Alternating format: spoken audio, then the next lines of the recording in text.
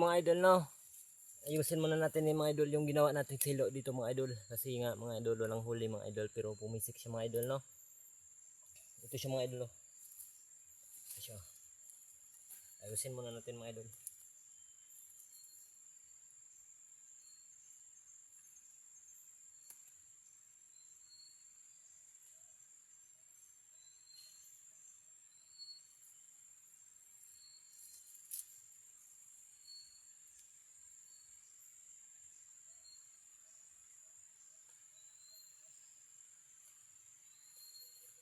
So okay na mga idol. Ganito lang ako gumawa ng bitag mga idol, oh. Ito. Kita kasi yung mga idol. Yan, oh. Yan mga idol.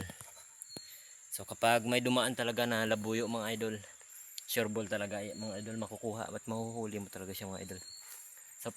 Sa paglalagay naman mga idol ng bitag ng labuyo mga idol, kapag lumagay ka dito mga idol, dapat doon sa kabila mga idol, meron ka rin inilagay mga idol para pag kahit saan siya dumaan mga idol, no, so mahuhuli talaga siya mga idol. At dapat mga idol, lagyan mo mga idol ng trap dito mga idol, para sa silo mo talaga siya dadaan mga idol. Ayan mga idol, gaya niyan mga idol, magkabilaan lang silang dalawa. Ayan. So yun lang muna mga idol, no. So kung gusto mong matuto mga idol kung paano magbitag mga idol, so ganito lang siya mga idol, gayahin mo lang to mga idol.